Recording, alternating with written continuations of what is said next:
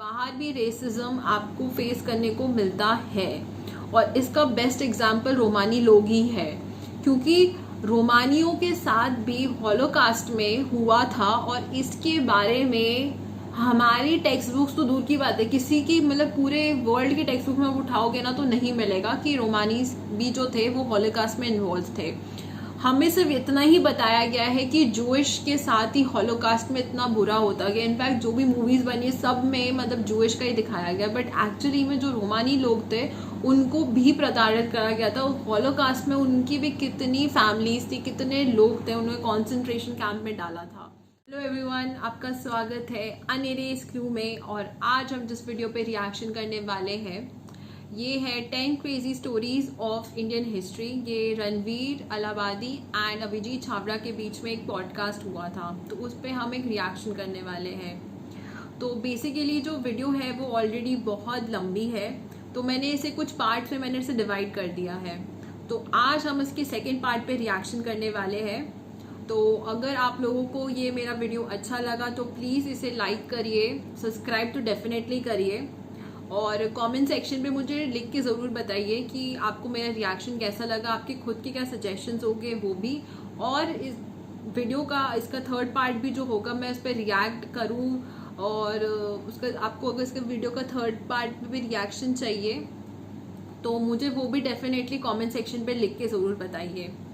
और video start करने से पहले मैं आपको एक चीज़ बता दूं कि मुझे बहुत लोगों ने कहा है कि आर्यन इन्वेजन जो थ्योरी है वो है ही नहीं, वो है ही नहीं। मैं आपको एक चीज़ बता दूं, आर्यन इन्वेजन जो थ्योरी है वो एक्चुअली में हुआ है। और ये आप कोई भी टेक्स्ट बुक उठा के देख लो, कोई भी, आप ये भी बोलोगे कि नहीं हिस्ट्री जो है वो चेंज करी गई थी, लेकिन आर्यन इन्वेजन की जो हिस्ट्री है वो कभी चेंज नहीं हुई, वो एज इट इज़ ही है अभी भी। तो आर्यन इन्वेजन जो है वो हुआ है। तो इसी के साथ हम अपना वीडियो ये वाला स्टार्ट करेंगे। अगर आप लोगों को इसका थर्ड पार्ट पे भी मुझे रिएक्शन आपको रिएक्शन चाहिए इसके थर्ड पार्ट में भी, तो मैं बनाऊंगी, क्योंकि सेकंड पार्ट में मैंने इसकी पूरी रिएक्शन मैंने करी नहीं है। तो क्योंकि वीडियो जो है वो बहुत लंबी है, तो इसका मैं थर्ड पार्ट पे मैं रिएक्शन करूंगी। तो अगर आप लोगों को इसके थर्ड पार्ट पे भी रिएक्शन चाहिए मुझे डेफिनेटली कॉमेंट सेक्शन पर लिख के ज़रूर बताइए, बट उससे पहले सब्सक्राइब ज़रूर करिए। तो इसी के साथ हम इस वीडियो को हम स्टार्ट करते हैं। लेट्स सी कि हमें इसमें नई चीज़ों के बारे में क्या पता चलता है। क्योंकि मुझे लास्ट टाइम जो मैंने इसका फर्स्ट पार्ट बनाया था तो मुझे काफ़ी इंटरेस्टिंग चीज़ों के बारे में पता चला, जैसे कि उन्होंने बताया था गोत्र के पीछे का क्या साइंटिफिक रीज़न होता है। हमने कभी सोचा नहीं था कि गोत्र के पीछे इतना बड़ा साइंटिफिक रीज़न है। तो लेट्स फाइंड आउट कि इसमें हमें क्या नया पता चलता है। और मुझे कमेंट सेक्शन पे आप लिख के ज़रूर बताइएगा आपको थर्ड पार्ट पे रिएक्शन चाहिए या फिर नहीं चाहिए। तो हम लोग इस वीडियो को हम स्टार्ट करते हैं। अगर ये हड़प्पन सिविलाइजेशन, हड़प्पन इराक के आर्कियोलॉजिकल रिकॉर्ड को हम देखेंगे तो हज़ारों छोटे सिटीज़ थे, बड़े अर्बन सेंटर्स थे। ये दुनिया का सबसे पहला कंप्लीटली अर्बन सिविलाइजेशन था। देश था एक देश पूरा अर्बन था। मतलब ये वेल प्लान्ड सिटीज थे, ग्रिड सिस्टम के अनुसार। वैसे हड़प्पन सिविलाइजेशन को अभी तक का वेल प्लान्ड सिटी कहा जाता है। Like their drainage system, everything, उनका ट्रेड, इकोनॉमी। ये एक्चुअली जो आज के टाइम पे हमारा ड्रेनेज सिस्टम में रहता है, जो जिस तरीके का बेकार सिस्टम है, लेकिन उस टाइम पे अच्छा था। हड़प्पन सिविलाइजेशन है उसमें फुल टाउन प्लानिंग था, सिटी प्लानिंग था, या टाउन प्लानिंग प्रॉपर्ली साइंटिफिक तरीके से। और उस टाइम के जो सिटीज और टाउन्स, उनका जो ड्रेनेज सिस्टम्स था, राइट, देखा ड्रेनेज सिस्टम के बारे में हड़प्पन जो फेमस हुआ था उसके टाउन प्लानिंग की वजह से फेमस हुआ था। एंड स्पेशली उस टाइम पे उनका जो ड्रेनेज सिस्टम था दैट वाज लाइक इतना वेल प्लान्ड। हमारे यहाँ पे सड़कें भी इतनी वेल प्लान्ड नहीं होती जितना उनका ड्रेनेज सिस्टम वेल प्लान्ड था। वो भी उस जमाने में जब उनके पास कोई टूल्स वगैरह नहीं थे। हमारे पास इतने टूल्स होने के बावजूद भी नाली में पानी आ जाता है। ट्रेड होता था विद अलग जगहों से। और माइनिंग में जो अगर टिन नाम का एक मेटल है वो सेंट्रल एशिया से रहते थे, हमारे ही लोग। तो इतना बड़ा सिविलाइजेशन था और बहुत सारे माइग्रेंट्स भी रहते थे अलग जगहों से। बिकॉज हमें कुछ स्केलेटन्स मिले हैं वहाँ पे जिनका बोला मुझे सुनाई नहीं दे रहा है। मुझे बहुत लोग आके कहते हैं कि जैसे आज अमेरिका बहुत प्रॉस्परस है, वॉल्यूम कम करके करो, मुझे अब सुनाई नहीं दे रहा है। अच्छा लाइफ चाहिए। तो वैसे उस टाइम पर 5000 साल पहले जो अपना सप्त सिंधु रीजन में जो सिविलाइजेशन था, वहाँ पे पूरी दुनिया से इमिग्रेंट्स आते थे। दुनिया का अमेरिका था तभी, उस टाइम तभी के ज़माने में। यस। और मतलब जो आप कह रहे हो ना कि बिल्डिंग भी से ड्रेनेज सिस्टम था, मतलब अब हमारे इंजीनियरिंग के एडवांसमेंट्स हुए थे बहुत ही Right. ज़्यादा। तो जब ये इंडिया में हो रहा था, बाहर क्या हो रहा था, चाइना में क्या हो रहा था, मैं इस ड्रेनेज सिस्टम के बारे में आपको अच्छे से लास्ट में मैं आपको एक्सप्लेन करने का ट्राई 5000 साल करूँगी। पहले जब ये Harappan civilisation, Harappan era of Indian civilisation सबसे मेच्योरिटी में था, तब चाइना शुरू भी नहीं हुआ था। अफ्रीका में as far as we know कुछ नहीं था। यूरोप में लोग स्टोन एज में जी रहे थे। इजिप्ट बस शुरू हो रहा था उस टाइम में। So Indian civilisation is the oldest known continuously existing civilisation in the whole world. तो ये बात है। और अगर आप देखेंगे दुनिया का सबसे पुराना लिटरेचर क्या है, तो ऋग्वेद है। ओके, अभी अगर आप टेक्स्ट बुक्स पढ़ेंगे तो आपको बोला जाएगा टेक्स्ट बुक्स में कि ये कुछ 3000 साल पुराना होगा ऋग्वेद। लेकिन ये सच नहीं है, क्योंकि ऋग्वेद में एक नदी की बात होती है, सरस्वती। उसके बहुत बहुत रेफरेंसेस हैं, और ये बहुत बड़ी नदी के रूप में उसको प्रेजेंट किया गया है। जैसे आज गंगा माँ की बात होती है, वैसे ही सरस्वती। हाँ, तो गंगा, यमुना, सरस्वती और सिंधु, इन सब नदियों से बड़ी थी सरस्वती। ओके, अगर हम जियोलॉजिकल रिकॉर्ड को देखेंगे तो सरस्वती 2500 साल पहले, 3500 साल पहले सूख गई। ओके, कहाँ थी सरस्वती नदी? हिमालय से निकलती थी और पंजाब, हरियाणा, सिंध और गुजरात इसमें से फ्लो होती थी। अगर आप सैटेलाइट इमेजेस देखेंगे तो आपको अभी भी उसका रिवर बेड मिलेगा, दिखेगा, ड्राई रिवर बेड। बहुत ही बड़ा है, बहुत बड़ा, इनॉर्मस नदी थी ये।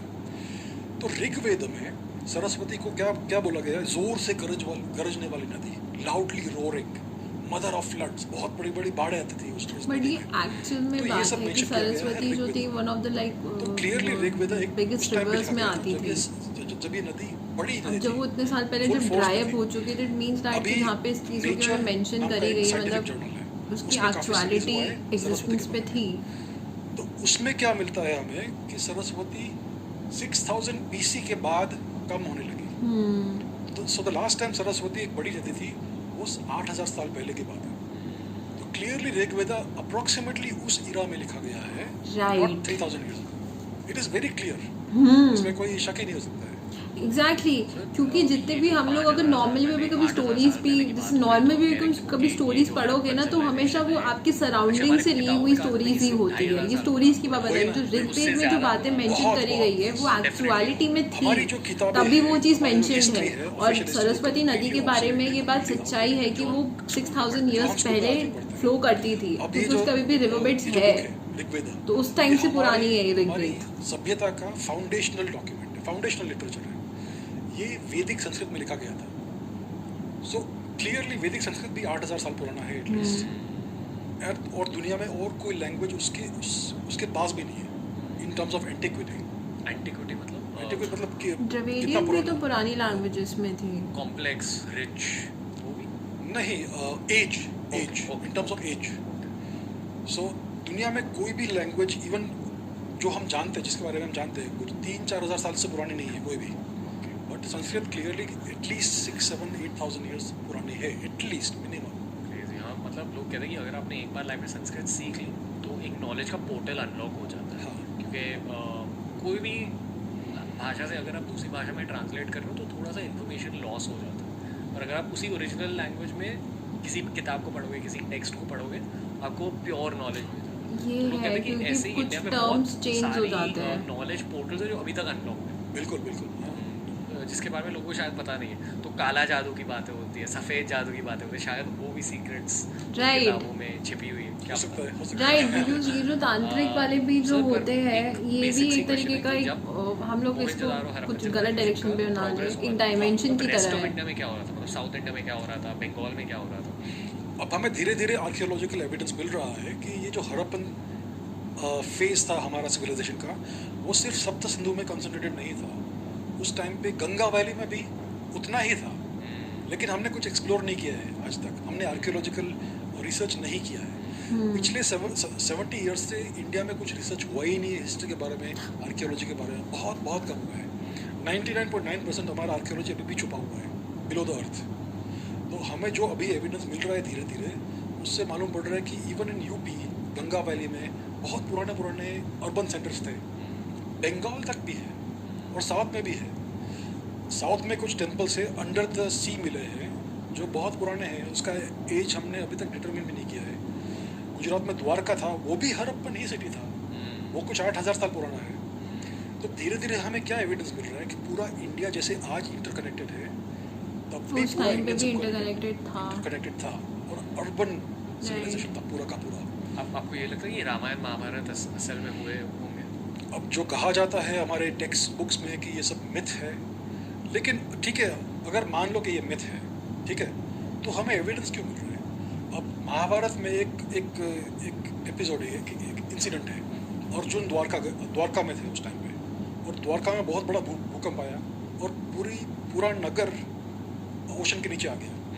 ये अर्जुन ने अपने आंखों से देखा और ये महाभारत में रिकॉर्डेड है। तो लोग बोलते रहते हैं कि ये सब नॉनसेंस है। तो 20 साल पहले द्वारका कैसे मिल गई अंडर द ओशन, उसी जगह पे, near the present day city of Dwarka? तो क्लियरली दिस इज प्रूफ कि ये इवेंट एक्चुअली हुआ। तो महाभारत का एक इवेंट अगर ट्रू है, सच है, तो बाकी इवेंट्स क्यों सच नहीं हो सकते? दूसरी बात है, रामायण में क्या कहा गया है कि श्रीलंका जाने के लिए हमें एक राम ने और हनुमान ने एक ब्रिज बनाया, राम सेतु। आज मिला है वो ब्रिज, वो मैन मेड ऑब्जेक्ट है, वो मैन मेड स्ट्रक्चर है पूरा। दुनिया में इससे पुराना मैन मेड स्ट्रक्चर है ही नहीं, इतना बड़ा मॉन्यूमेंटल आर्किटेक्चर का। सो वंस अगेन ये रामायण का भी प्रूफ हो गया। अभी हम अगर ढूंढेंगे तो और भी प्रूफ मिलेंगे हमें। और दूसरी बात ये है, महाभारत और रामायण के टेक्स्ट में बहुत सारे एस्ट्रोनॉमिकल इंफॉर्मेशन दिया गया है कि ये युद्ध हुआ तब स्काई इस तरह था, ये प्लेनेट इस कंस्टेलेशन में था, एटसेट्रा। एस्ट्रोलॉजिकली हमें काफ़ी ज़्यादा नॉलेज थी। मैंने अपने हर वीडियो में मैंने ये बताया था कि हमें एस्ट्रोलॉजिकली नॉलेज बाकी के कंपैरिजन से बहुत ज़्यादा थी, क्योंकि हमारे में नवग्रह की पूजा होती थी उस टाइम पे। We used to know about that navagraha, 9 planets. हम लोग 9 प्लैनेट्स के बारे में तब भी हम बात कर रहे थे। मैं इसके बारे में एंड में बताऊंगी। और इसको एनालाइज कीजिए। आज सॉफ्टवेयर भी पॉसिबल सब मिलते हैं जिससे हम इसको एनालाइज कर सकते हैं, तो उससे हमें प्रिसाइज डेट्स मिल जाएंगे। किसी को करना चाहिए, we need funding for that. हाँ, वो गवर्नमेंट से फंडिंग शायद नहीं मिल रही है आर्कियोलॉजी के लिए या रिसर्च के लिए। आर्कियोलॉजी के लिए इतना एडवांस नहीं है इंडिया में, बहुत बेकार है आर्कियोलॉजिकली। हमें आर्कियोलॉजिकल प्रूफ मिला है द्वारका का और राम सेतु का, और ये इसकी एडवांसमेंट अभी भी नहीं है आर्कियोलॉजिकली, और एक और है साइंटिफिकली, बहुत पीछे है। और मतलब अगर हम स्पोर्ट्स पे डालते हैं, स्पोर्ट्स पे इम्पोर्टेंट है, एक्सटेंशन स्टोरी भी, बट ये भी सभी चीज़ें भी इम्पोर्टेंट है। वहाँ आर्यन इन्वेजन हुई थी। चलो चलो पॉइंट 3 सर, कुछ आर्यन इन्वेजन के बारे में बता। हाँ, तो क्या कहा जाता है कि कुछ 3-3.5 साल पहले यूरोप से कुछ वाइट स्किन लोग आए, आर्यंस, और इन्होंने इंडिया में इन्वेजन किया। उस टाइम पे कहा जाता है कि हरप्पन सिविलाइजेशन द्रविडियन सिविलाइजेशन था, ठीक है। ये आर्यंस आए, उनको सबको उड़ा दिया, मार दिया सबको, उन सबको साउथ इंडिया जाने को फोर्स किया, और ये लोग बाकी नॉर्थ इंडिया में बस गए। तो इसके लिए जो नॉर्थ इंडियन लैंग्वेजेस है, संस्कृत लैंग्वेजेस, हाँ, संस्कृत एक आर्यन चीज़ है, ये थियरी में कहा जाता है कि Sanskrit is an Aryan language और हिंदुइज्म इज आर्यन रिलीजन। और ये भी कहा जाता है कि आर्यन कहाँ से है, यूरोप के बाहर, जो सेंट्रल यूरोप का हिस्सा है, ईस्टर्न यूरोप, यूक्रेन के आसपास की बात की जाती है इसकी, वहाँ से आए थे। हाँ, पर एक्चुअली आजकल की थियरीज कहते हैं कि नहीं, हम वहाँ गए। एग्जैक्टली। आप एक्सटेंड कर दो। अभी देखिए क्या है कि मैं अभी हैप्लोग्रुप्स की बात की थी, जेनेटिक लीनिएजेस, वंश के बारे में। तो एक स्पेसिफिक मेल वंश है जिसको बोला जाता है R1A1A। ये बहुत एक स्पेसिफिक मार्कर है, जेनेटिक मार्कर, और ये एक एक्सटेंडेड फैमिली है जिसकी शुरुआत कुछ 17-18-20 हज़ार साल पहले से है। तो इसका ओरिजिन इंडिया में है, क्योंकि इंडिया में सबसे ज़्यादा डाइवर्सिटी है इस पर्टिकुलर वंश की, लेकिन इसका कंसंट्रेशन इंडिया में है, इंडियन सबकॉन्टिनेंट में है और यूरोप में है, और इसका ओरिजिन इंडिया में है। अब लोग इसको डिस्प्यूट करते हैं, लेकिन अभी और रिसर्च हो रहा है और दूध का दूध पानी का पानी हो जाएगा बहुत जल्दी। सो क्लियरली जेनेटिक एविडेंस है कि इंडिया से निकला है, और लिंग्विस्टिक एविडेंस है कि जो सबसे पुरानी इंडो यूरोपियन लैंग्वेज है वो संस्कृत है। जो सबसे पुरानी लैंग्वेज है वहीं से सब कुछ निकला होगा। सो बहुत, और अगर ये आर्यन इन्वेजन की बात करते हैं कि ये लोग आए और इन्वेट किया, सबको हरा दिया, तो भाई कुछ दिखा उसका एविडेंस, आर्कियोलॉजिकल एविडेंस, ये कहाँ पे लड़ाई हुई थी, कहाँ पे युद्ध हुआ था, Exactly. डिस्ट्रॉय किया, किधर इतनी मुझे सारी बहुत लाशें लोग मिली, कमेंट सेक्शन पे यही बोलते हैं। एक भी एविडेंस नहीं है इन्वेजन का। तो फिर इन्होंने स्टोरी को चेंज किया कि इन्वेजन नहीं था, माइग्रेशन था। तो माइग्रेशन का भी कुछ एविडेंस नहीं है। अगर माइग्रेशन भी होता है तो आर्कियोलॉजिकल रिकॉर्ड में आपको कल्चरल चेंज दिखेगा, अलग टाइप, अलग काइंड ऑफ आर्किटेक्चर, अलग अलग चीज़ें, ऐसा कुछ भी नहीं है। एग्जैक्टली, क्योंकि 10,000 जब साल भी से इन्वेजन same होता cultural है आर्किटेक्चर continuity में है, आपका archaeology डिफरेंस आता है। सो इन्वेजन का भी जीरो एविडेंस है, माइग्रेशन का भी जीरो एविडेंस है। और अगर जेनेटिकली आज हम एक दूसरे को एनालाइज करेंगे तो north India, south India, east India, waste India, सब में लोगों का सेम जेनेटिक्स है। स्किन कलर साउथ में थोड़ा डार्क है क्योंकि it is near the equator और हम हज़ारों साल से रह रहे हैं, लेकिन जेनेटिकली हम सब सेम है। कुछ सिग्निफिकेंट डिफरेंस है ही नहीं नॉर्थ इंडिया और साउथ इंडिया में। कश्मीर में लोग की काफ़ी पेल स्किन है, तमिलनाडु में मोस्टली लोगों की डार्क स्किन है, लेकिन जेनेटिकली फिर भी लोग सेम है। अफगानिस्तान के पश्तून लोग भी हमारे जैसे ही है जेनेटिकली, और गुजरात के लोग और बंगाल के लोग भी सेम है जेनेटिकली। तो genetically there is no evidence of any invasion of any kind, वरना आपको जेनेटिक डिफरेंस मिलेगा। एग्जैक्टली। सो अगर आप साइंटिफिकली देखेंगे, जेनेटिकली देखेंगे, आर्कियोलॉजिकली देखेंगे, लिंग्विस्टिकली देखेंगे, जीरो एविडेंस ऑफ इन्वेजन और माइग्रेशन। लेकिन there is a lot of evidence कि हम इंडिया से बाहर गए थे यूरोप में, क्रोनोलॉजिकली। तो ये बात है, लेकिन ये पॉपुलर थियरी नहीं है, क्योंकि जो मेन स्ट्रीम हिस्टोरियंस है they want to push the Aryan invasion theory, आज भी इसको ट्राई कर रहे हैं। तो मैंने एक बहुत ही इंटरेस्टिंग चीज़ पढ़ी थी हाल ही में। बेसिकली अगर आप वर्ल्ड वॉर 2 के बारे में पढ़ोगे तो वहाँ जूस को प्रोसिक्यूट किया गया। हाँ, कहा गया कि नहीं, जूस बुरे हैं और उन्हें कॉन्सेंट्रेशन कैंप्स में डाला गया और उन्हें बट एक मारा और गया, ग्रुप के उनको साथ भी manual हुआ labor था जिन्होंने कभी करवाया डिस्कशन गया। नहीं हुआ। जूस के साथ साथ एक और छोटा सा माइनॉरिटी ग्रुप है जिसका नाम है रोमानी। उसको जिप्सी भी और कहते हैं। रोमानी की प्रोसिक्यूशन यूरोप में बहुत सालों से हो रही है। आज भी रोमानी लोग पाए जाते हैं। I think, बिल्कुल। और जो जिप्सी लोग जो है ना, वो भी बेसिकली उनका भी ओरिजिन इंडिया से ही है। चार्ली रोमानी था, चार्ली चैपलिन रोमानी। पाब्लो पिकासो रोमानी था। बहुत लोग हैं जो रोमानी है, लेकिन ये जानते नहीं है। एल्विस प्रेस्ली रोमानी था। रोमानी अब Yes. बहुत आज के मतलब कोई यूरोपियंस को अगर आप देखोगे ना, कोई वाइट पीपल, अमेरिकन को आप देखोगे, इंडियन देखेंगे वो हाँ लोग। थोड़े से इंडियन दिखते तो लोग कहते हैं कि एक्चुअली इनके ओरिजिन सिंध में है, ये सिंधी थे। ये आपको रोमानी के बारे में कुछ पता? अगर आप रोमानी भाषा को सुनेंगे तो it sounds like Gujarati, Rajasthani, Punjabi, western Indian language जैसी है। इसका ओरिजिन क्लियरली संस्कृत में है, ये तो हर कोई मानता है। अगर आप यूरोप का कल्चरल हिस्ट्री देखेंगे पिछले 1000 ईयर्स का, 1000 साल का, बहुत सारा रोमानी कंट्रीब्यूशन है। आपको मालूम है फ्लैमेंको डांस और म्यूजिक रोमानी है। स्पेन का जो सिग्नेचर कल्चर है ये रोमानी वो कल्चर। जो जिंदगी ना मिलेगी दोबारा में दिखाया हाँ, वही चीज़। सेन्योरिटा। हाँ, दैट इज रोमानी म्यूजिक। हाँ। टर्की में एटलीस्ट 5% लोग रोमानी हैं। उनका डिस्टिंक्टिव आर्ट है, डिस्टिंक्टिव म्यूजिक है। यूरोप में हर देश में आपको रोमानी मिलेंगे, लेकिन यूरोप में बहुत परसेप्शन होता है रोमानी लोग का, आज भी। हाँ, लोग उन पर उनको मिसट्रीट करते हैं। उनको मार्जिनलाइज किया गया है, उनको सेम राइट्स नहीं मिलते। बहुत सारे रोमानी लोग स्टेटलेस है, उनके पास पासपोर्ट्स नहीं है अपने देश के। ओके, ये लोग एक देश से दूसरे देश उनको घूमते माइग्रेट रहते करना क्योंकि पड़ता है। नोमैडिक्स में आते Continuously. थे Romani. They live nomadic lives. आज भी ये सिचुएशन है ईस्टर्न यूरोप में, रोमानिया में, हंगरी में, पोलैंड में और इटली में, स्पेन में, फ्रांस में, हर जगह। एरिक कांटोना नाम का एक फुटबॉलर था, he is रोमानी। Wow, Andrea Pirlo Italy का, वो भी रोम। Of course. अरे भाई, फुटबॉल में I would say Europe I में don't know 30-40% about it. रोमानी है, लेकिन कोई बोलता नहीं because they will be persecuted. वाह, और उन खुद को, वो फैमिलीज को पता कि हाँ हम रोमानी ऑफ कोर्स। आपको ये मालूम है कौन था ये टाइसन फ्यूरी? हाँ, वो भी बॉक्सर है। रोमानी कंट्रीब्यूशन बहुत ज़्यादा है, लेकिन ये कोई बोलता नहीं है किसी, ये इसके बारे में कोई बोलता नहीं है। चार्ली चैपलिन रोमानी था, लेकिन कोई बोला नहीं। पाब्लो पिकासो रोमानी था। Pablo Picasso. ऐसे हज़ारों एग्जाम्पल्स आपको मिलेंगे। तो रोमानी कंट्रीब्यूशन बहुत सिग्निफिकेंट है यूरोप में, लेकिन उनका परसिक्यूशन कहते नहीं, प्रताड़ित जो होता है वो जिप्सीज में है, बहुत प्रताड़ित। तो है रोमानी वो लोग का group। ओरिजिन का ये थियरी है कि कुछ 1000 साल के आसपास उनकी हिस्ट्री भी वो इंडिया बहुत से भगाया बहुत अभी क्या हुआ था कि painful है। भगाया अप्रोक्सीमेटली, गया। हाँ, बुक में दिखाता आपको क्या है।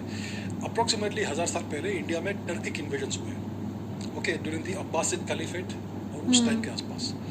तो ये लोग इंडिया में आए, इंडिया का सर्वनाश कर दिया इन्होंने, और इंडिया के बहुत सारे लोगों को एज स्लेव्स लेके गए। और ये कहाँ से जाते थे? अफगानिस्तान के थ्रू।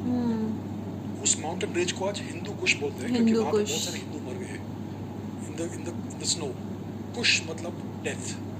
ओके, तो बहुत सारे हजारों लाखों इंडियन स्लेव्स को ये लोग लेके गए फॉर वेरियस रीजंस। वुमेन को कुछ रीजन के लिए लेके गए, बच्चों को कुछ रीजन के लिए लेके गए, और आर्टिजन्स को लेके गए, musicians, artisans, architects, builders, to use as slaves.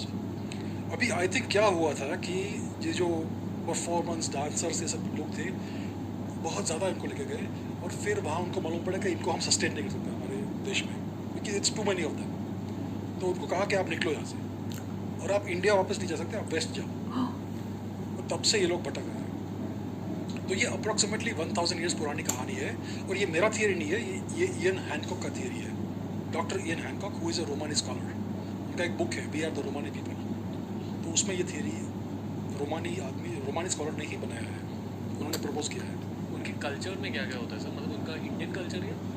अब ये लोग जिस देश में रहते हैं उस देश का रिलीजन फॉलो करते हैं, लेकिन इंडियन कल्चर इसमें एम्बेडेड है। फॉर एग्जांपल फ्रांस में एक रोमानी वर्जिन मैरी का स्टैचू है, उसको ये लोग बोलते हैं काली सारा।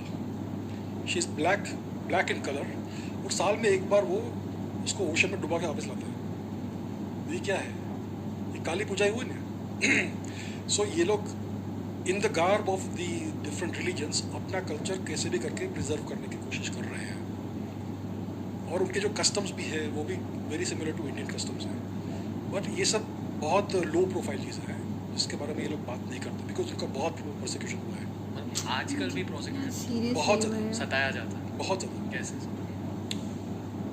उनको मार्जिनलाइज किया जाता है, उनको फोर्सिबली एसिमिलेट करने की कोशिश करते हैं, उनके बच्चे छीन लेते हैं और बोर्डिंग स्कूल में डाल देंगे। तो उनको फोर्स करेंगे कि वाइट लोग से मैरी करें, यूरोपियन से मैरी करें, ताकि उनका असिमिलेशन हो जाए सोसाइटी में। उनको जो ट्रेडिशनल ऑक्यूपेशन से वो करने से मना करते हैं, उससे इनकार करते हैं, और उनको ऑफिशियल डॉक्यूमेंट्स नहीं देते हैं। So they are stateless people, they have no passports, no actual में मतलब अभी भी अगर आप और उनको सिटीज में रहने से मना करते हैं। जाओगे ना, रोमानीज के बहुत मतलब कोई भी चार्ज लगाते थे, क्रिमिनल चार्जेस भयानक स्टोरीज है, अभी बहुत भी सैड स्टोरीज है, थोड़ा रेसिज्म है, मतलब ये बहुत ज़्यादा रेसिज्म। थोड़ा तो नहीं है, हाँ अभी बहुत ही नाज़ी है जर्मनी में racism। एक बॉक्सर था, उसका नाम था योहान थ्रोलमान।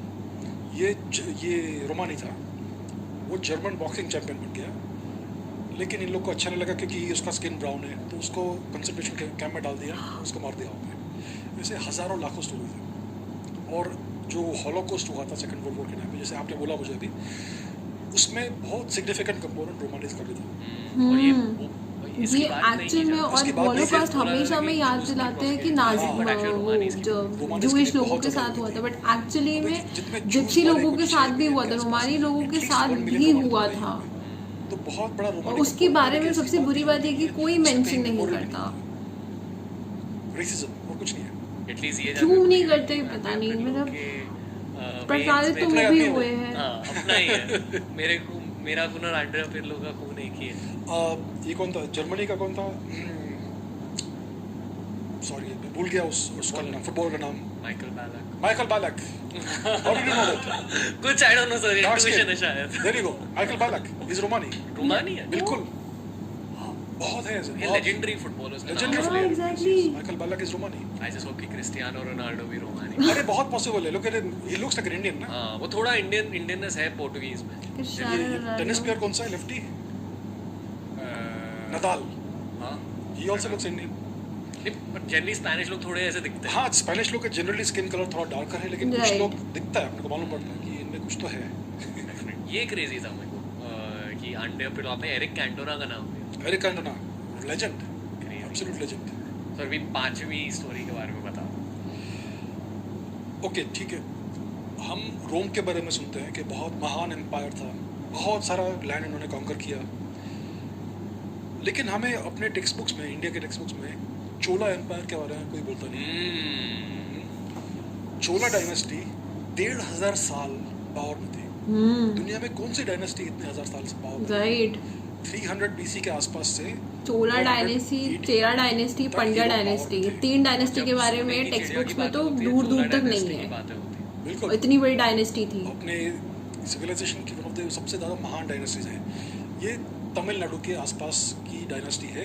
राजराजा चोला, राजेंद्र चोला, ये इनके हाँ, महान राजराज kings थे। राजेंद्र चोला। अब इस डायनेस्टी में खास बात क्या है, उन्होंने पूरा का पूरा साउथ ईस्ट एशिया कॉन्कर किया। Sri Lanka, Maldives, Maldives, right. Burma, Thailand, Malaysia, Indonesia, Laos, Vietnam, Philippines तक गए। फिलीपींस में भी आज संस्कृत में टेक्स्ट मिलते हैं। हाँ, फिलीपींस में एक्चुअल जैसे में है। बाली, बाली इज पार्ट ऑफ इंडोनेशिया। बाली पाली अगर भी आप है। कभी पाली जाओगे, जैसे आपको बहुत ज़्यादा बुद्धिज्म में भी Indian काफी influences पाली के पाली भी स्क्रिप्चर्स हिंदू लिखे गए थे। शायद चोला डायनेस्टी वहाँ लिखी। 100%। जो पूरा साउथ ईस्ट एशिया में Hindu influence, Indian influence, Sanskrit influence हुआ, ये चोला डायनेस्टी ने किया। अभी वियतनाम में एक सब्सिडियरी डायनेस्टी थी, चंपा डायनेस्टी, द चाम पीपल। तो ये भी कुछ हजार साल तक पावर में थे। This was a Hindu empire. ये चोलास के वासाल्स थे। So they were tributaries to the Cholas. हर साल चोलास को ट्रिब्यूट देते थे और उनका ओरिजिन चोला प्रिंसेस में ही था। सो कुछ चोला प्रिंस वहाँ पे गए, उस टेरिटरी को कैप्चर किया और फिर वहाँ पे वो राजा बन गए और they married with the local people and धीरे धीरे ये वियतनामीज डायनेस्टी ही बन गई। तो ये जो चंपा डायनेस्टी थी वियतनाम की, वो एक मैरीटाइम डायनेस्टी थी, जस्ट लाइक द चोलास।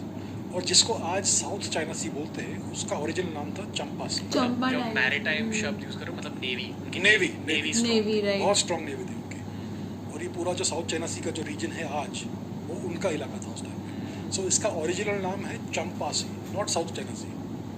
ये बात है। सो चोला डायनेस्टी ने पूरे रीजन में हिंदुइज्म स्प्रेड किया और संस्कृत स्प्रेड किया। आज इंडोनेशिया एक मुस्लिम कंट्री है, राइट, लेकिन वहाँ आज भी हिंदू नाम है। फॉर एग्जाम्पल उनकी प्रेसिडेंट थी मेघावती सुकर्णोपुत्री। इंडोनेशिया में ये कौन सा सीरियसली नाम में है? वहाँ पे इंडियन इंडियन नाम है, कल्चर संस्कृत फॉलो नाम है। होता है उसके ओपनली। पिताजी का नाम था सुकर्णो, ये भी संस्कृत नाम है। थाईलैंड में जो रिसेंटली जो राजा की मृत्यु हुई, उनका नाम था भूमिबल अतुल्य तेज। थाईलैंड में तो है चक्री ही। डायनेस्टी है वहाँ थाईलैंड पे अभी भी कल्चरली तो वैसे ही फॉलो हर अप जगह होता है। इंडिया में, हर जगह साउथ ईस्ट एशिया में इंडियन इन्फ्लुएंस है। अभी एक बहुत महान रिवर है मेकोंग रिवर, आपने सुना होगा, बहुत सारे देशों में से निकलती है। मेकोंग रिवर का नाम का ओरिजिन क्या है? मी गोंग्या मीन्स माँ गंगा। उसमें से धीरे धीरे मेकोंग नाम बन गया। तो ये बात है, हर जगह साउथ ईस्ट एशिया में इंडियन इन्फ्लुएंस है। चाइना भी पूरा इंडियन इन्फ्लुएंस में था once upon a time, until recently, until the communist took over. Japan में आप देखोगे हर जगह इंडियन इन्फ्लुएंस है। जापान में एक देवी की पूजा होती है बेंजाइतेन, ये सरस्वती है। जापान में गणेश की पूजा होती है। ओके, कैनन कंपनी है, ये कैनन नाम क्या है? कन्नौन, जो अवलोकितेश्वर का एक फॉर्म है। ओके, ये एक देवी है वहाँ की, बट इसका इन सब चीज़ों का ओरिजिन इंडिया में। सीरियसली में माइंड ब्लोइंग है। इंडियन इन्फ्लुएंस बहुत था पूरी दुनिया में, लेकिन हमें ये सब पढ़ाया नहीं जाता है टेक्स्ट बुक्स में। अगर हम जानेंगे तो हमारा पूरा पर्सपेक्टिव बदल जाएगा। आपको क्यों लगता है कि जो वीडियो जो है वो एंड हो चुकी है। अगर आप लोगों को इसका थर्ड पार्ट का भी रिएक्शन चाहिए तो मुझे डेफिनेटली कमेंट सेक्शन पे लिख के ज़रूर बताइए कि मैं इसका थर्ड पार्ट का रिएक्शन बनाऊं। बट कुछ भी बताओ, मतलब सीरियसली में उन्होंने जिस टाइप की जो भी चीज़ें मतलब इन्फॉर्मेशन प्रोवाइड करी है वो लिटरली में माइंड ब्लोइंग है। हमारे इंडिया का जो कल्चर है वो बहुत ही ज़्यादा एडवांस लेवल का है। जस्ट बिकॉज आई मीन किस तरीके से मैं इवन एक्सप्लेनेशन दूँ, मतलब यहाँ पे जिस तरीके से बताया कि चोला डायनेस्टी, चेरा डायनेस्टी और इन सब चीज़ों के बारे में जिस एक्सप्लेनेशन दी है कि जो वो मतलब सदर्न रीजन में भी काफ़ी बड़ी डायनेस्टी की तरफ फैला हुआ था। जैसे चंपा डायनेस्टी के बारे में भी हमें पता नहीं है कि कहाँ पे है। हमें तो चोला, चेरा, पंड्या डायनेस्टी के बारे में भी मतलब पढ़ाया नहीं गया है। It is very sad. I mean क्या ही बोल सकते हैं इन सब चीज़ों के लिए। बट हाँ, मैं एक चीज़ बताना चाहूँगी कि जैसे कि हमें यहाँ पे बताया गया है कि हड़प्पन सिविलाइजेशन पे एक ड्रेनेज सिस्टम हुआ करता था। हड़प्पन सिविलाइजेशन की जो ड्रेनेज सिस्टम थी वो सही में बहुत ही अच्छी वेल प्लान ड्रेनेज सिस्टम बताया जाता है, क्योंकि उन्होंने अब मतलब कुछ लोगों को शायद पता नहीं होगा, जो ड्रेनेज सिस्टम होते हैं उसमें आपको मतलब एक वे आउट भी बनाना पड़ता है कि ताकि जितने भी वेस्ट हो वो कहीं ना कहीं जाके वो डिपॉजिट की तरह जाए। तो उस टाइम पे उन लोगों ने इतनी वेल प्लान तरीके से मतलब एक सिस्टम बनाया है ताकि जितने भी जो भी वेस्ट आए वो एक प्रॉपर डिपॉजिट में ही जाए, विच इज़ लाइक कमेंडेबल है। और हमारे अगर हम लोग अपनी पुरानी हिस्ट्रीज और अपने पुराने कल्चर्स को जब भी हम पढ़ते हैं तो हमें काफ़ी एक एडवांसमेंट के ऊपर पता चलती है कि हम लोग कितने एडवांस थे। इंडिया का जो कल्चर था, हम लोग जो इंडियन की जितनी भी चीज़ें थी इंडिया में, वो बहुत ही ज़्यादा हाईली एडवांस था। इंडिया में हमारे यहाँ पे level of understanding was very high. हमारे यहाँ पे जैसे कि नवग्रह की, जैसे मैं बताई थी नवग्रह की पूजा के बारे में, नवग्रह मीन्स 9 प्लैनेट्स की हम लोग उस टाइम पे पूजा करते थे। मतलब हमें पता था कि 9 प्लैनेट्स एग्जिस्ट करते हैं, जो हमारे यहाँ पे साइंटिफिक जो लोग हैं वो लोग अभी जैसे प्रूव करने में लगे हुए कि दे आर अदर्स ऑल्सो। मतलब इनफैक्ट अगर आप ग्रीक हिस्ट्री भी पढ़ोगे तो उसमें भी उन्होंने 5 प्लैनेट्स के ऊपर बात करी थी कि सिर्फ 5 प्लैनेट्स की डिस्कवरी हुई है, 5 या 4 प्लैनेट्स की डिस्कवरी हुई है, बट वो लोग तब भी 9 प्लैनेट्स के ऊपर बात नहीं कर पाए। लेकिन हमारे वेदास में और हमारे बाकी सारे रिलीजियस टेक्स्ट बुक्स में इस चीज़ की मेंशन थी कि दे आर 9 प्लैनेट्स, और उनका सोलर सिस्टम भी बता दिए थे कि सन जो होगा वो सेंटर में होता है जब भी हम पूजा करते हैं। तो ये सब चीज़ों के बारे में इंडिया जो था वो काफ़ी ज़्यादा इन्फ्लुएंस था। लेकिन इंडिया का जो कल्चर था पता नहीं धीरे धीरे डिप्लीट होना स्टार्ट हो गया था और फिर वो डिप्लीशन पे ही चला गया। इंडिया के लोग में जैसे कि मैंने जहाँ पे इन्होंने डिस्कस किया था कि जिप्सी जो कल्चर था, जिप्सी कहते हैं या रोमानी कल्चर जिन्हें कहते हैं, एक्चुअल में जो रोमानी के जो लोग थे उनके साथ बहुत बुरा हुआ। टिल डेट तक रोमानीज के साथ मतलब अच्छा से कुछ भी नहीं होता उनके साथ, उनको कोई लीगल राइट्स नहीं मिलता है। वो लोग एक नोमैडिक ट्राइब की तरह बन गए, उनको ट्रैवल करते रहना पड़ता है हर एक स्टेट में जा जाके। और अगर आप जैसे कि कोई भी अभी जैसे भी कोई क्रिमिनल हिस्ट्री भी उठाओगे तो उन पर बहुत ईजिली वो चार्जेस लग जाते हैं रोमानीज पे। अब जैसे कि हम लोग हॉलोकास्ट के ऊपर पढ़ते हैं, वैसे तो मैं बताऊं कि हमारे यहाँ पे वैसे तो कहते हैं कि आपके हम लोग बहुत एडवांस है एंड ऑल। रेसिज्म जो होता है वो बाहर के किसी देशों में लोग वैसे में कहते तो है कि बाहर के किसी देशों में रेसिज्म आपको दिखने को मिलता नहीं है, बट मैं आपको एक चीज़ बता दूं, बाहर भी रेसिज्म आपको फेस करने को मिलता है। और इसका बेस्ट एग्जाम्पल रोमानी लोग ही है, क्योंकि रोमानियों के साथ भी हॉलोकास्ट में हुआ था। और इसके बारे में हमारी टेक्स्ट बुक्स तो दूर की बात है, किसी की मतलब पूरे वर्ल्ड की टेक्स्ट बुक में उठाओगे ना तो नहीं मिलेगा कि रोमानी भी जो थे वो हॉलोकास्ट में इन्वॉल्व थे। हमें सिर्फ इतना ही बताया गया है कि जूइश के साथ ही हॉलोकास्ट में इतना बुरा होता गया। इनफैक्ट जो भी मूवीज बनी है सब में मतलब जूइश का ही दिखाया गया, बट एक्चुअली में जो रोमानी लोग थे उनको भी प्रताड़ित करा गया था। हॉलोकास्ट में उनकी भी कितनी फैमिलीज थी, कितने लोग थे, उन्हें कॉन्सेंट्रेशन कैंप में डाला था, कितने लोगों की डेथ हो गई थी।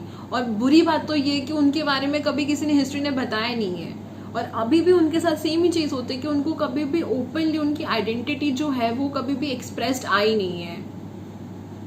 ये होता है, ये है culture. But anyway it's good to hear that कि मैंने आपको पहले ही भी कहा था कि अभिजीत छाबड़ा की जितनी भी वीडियोस होती है, मतलब ये तो सीरियसली में माइंड ब्लोइंग था। और हम इसका 3rd पार्ट में भी रिएक्शन करेंगे। अगर आप लोगों को मेरा ये वीडियो अच्छा लगा तो प्लीज़ इसे लाइक करिए, सब्सक्राइब प्लीज़ डेफिनेटली करिए, और मुझे कमेंट करके ज़रूर बताइए कि आपको मेरा रिएक्शन कैसा लगा और आपके खुद के क्या सजेशंस थे वो भी प्लीज़ मुझे कमेंट सेक्शन पे लिख के बताइए। अगर आप लोगों के खुद के कोई सजेशंस होंगे रिगार्डिंग कि मैं इस पर रिएक्शन वीडियो बनाऊँ तो वो भी मुझे प्लीज़ डेफिनेटली कॉमेंट सेक्शन पर लिख के ज़रूर बताइएगा। तो हम इसी के साथ इस वीडियो को हम एंड करते हैं, क्योंकि वीडियो जो है वो बहुत लंबी हो रही है। तो हम इस वीडियो को हम एंड करते हैं। आपको हम मिलेंगे अपने नेक्स्ट वीडियो में, तो तब तक के लिए अपना ध्यान रखिए।